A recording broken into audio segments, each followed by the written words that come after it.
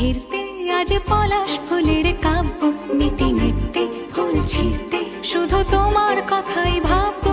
আজ হাওয়া বেপরোয়া দিল সন্ধে পাখির ঝাঁক, এই বিকেল আর বেল ফুল হৃদ মাঝারে থাক, নীল দিগন্তে